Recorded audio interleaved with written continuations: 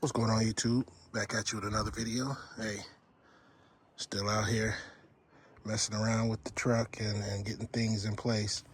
I got some stuff in my tire plugs down there in a bag and stuff. Got my tarp for right now, just a small tarp. Got some oil in there, just for the time being.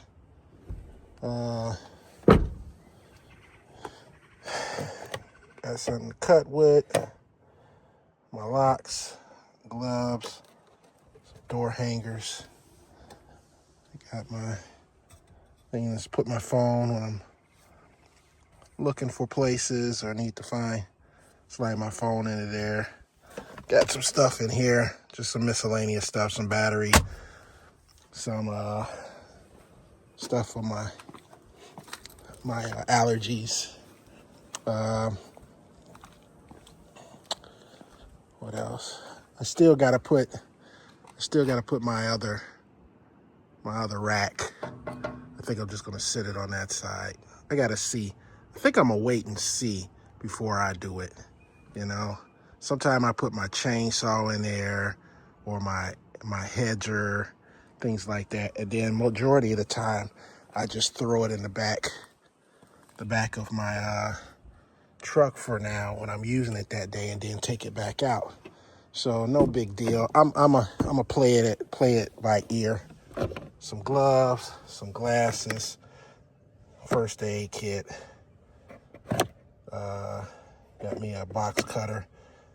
Got me some wire cutters. Basically, sometimes I don't use this.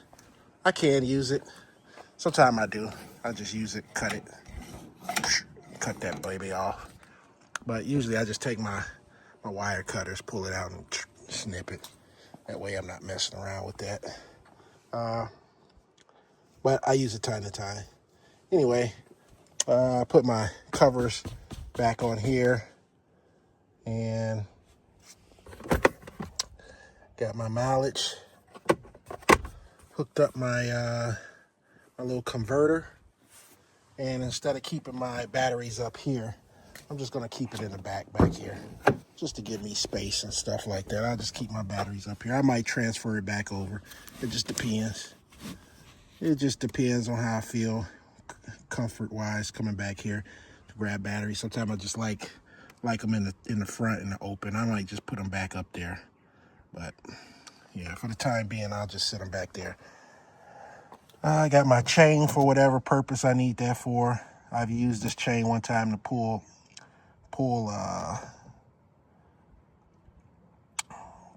my mower.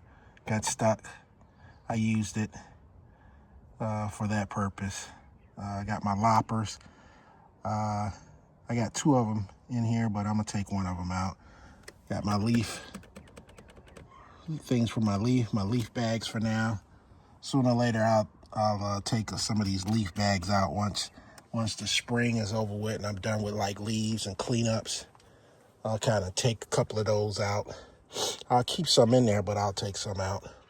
And that's about it, guys. That's it. So, like I said, this feels like a new year. It is a new year, and you know what it feels like, really, tell you the truth? It feels like I'm starting over again. It feels like I'm starting over again. That's the feeling I got because, you know, when I first started, I had to get a truck. I had to get the trailer. So instead of having the trailer, now I got the ramp rack. So, but in a sense, getting a new truck, it feels like I'm starting over again because this was you know what's crazy about this? You know what's crazy about this is you always, as a business, you always are going to have to spend money to keep your business running. That's the sad part about it. And these things break down. Trucks break down. Equipment break down. They don't make them so that you can use it forever. You might get lucky and use it for a nice period of time, but You always gonna have, as long as you stand in business, every few years, depending on how long you stand in business, you're gonna have to get a new truck. That's why I'm trying not to beat myself up over this truck, because sooner or later I would have had to get another truck. Just sooner or later, I would have had to get another truck. Like I said, these are 2009, and it did its purpose. And I'm going to continue to use it until the wheels fall off, unless somebody wants to buy it. I'll probably put it on Marketplace. Let's see if I get any bids, see if somebody wants to buy it, take it off my hands. Okay, cool. But otherwise, I'll just keep it, run it around here, use it for estimates, and haul some stuff here and there. And as long as it's not giving me a lot of trouble and stuff like that. So when you start seeing a warning sign for the trucks and it costs a lot to repair them, you know, it's going to be time to start looking into another truck, because you don't want to be down.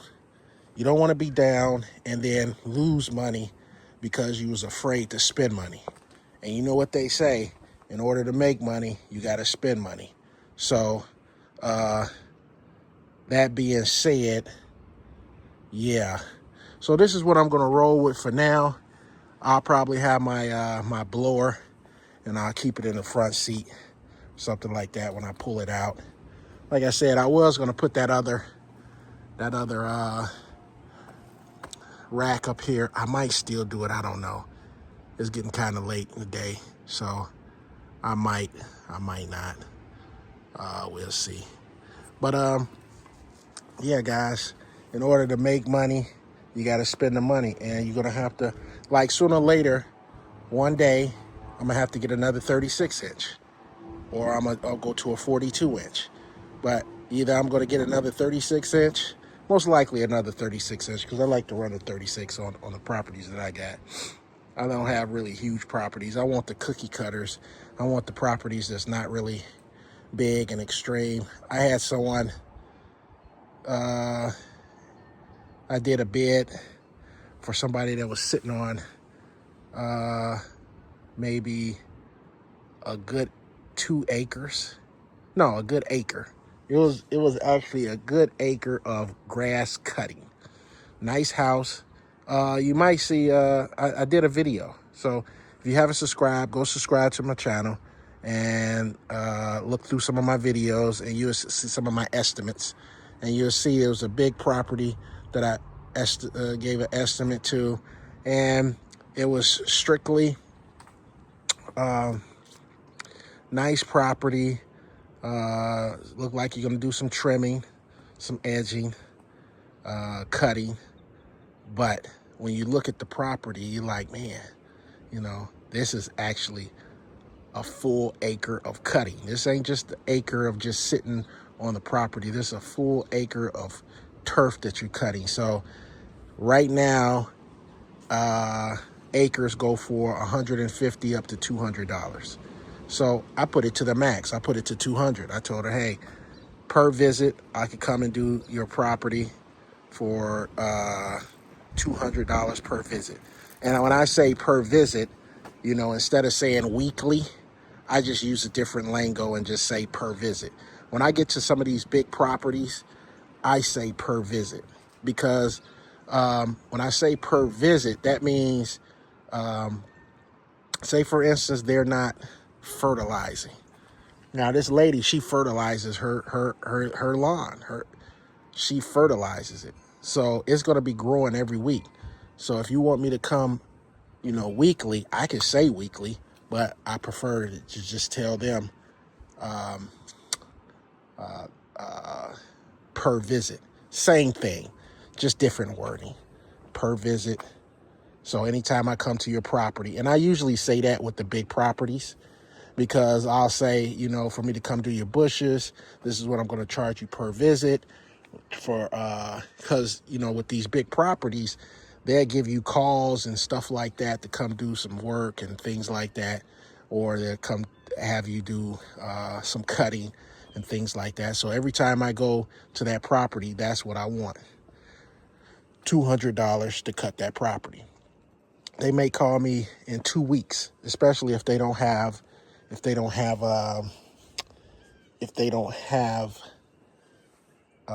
if they're not fertilizing their lawns. So they might say, hey, they might call you within that 2 weeks, and then you go over there. It hasn't grown really as much, grown a little bit, but then you cut it. Heck, you still want that $200. That's how I do it. That's for the big properties. And then I word it with like regular size properties and cookie cutter properties weekly.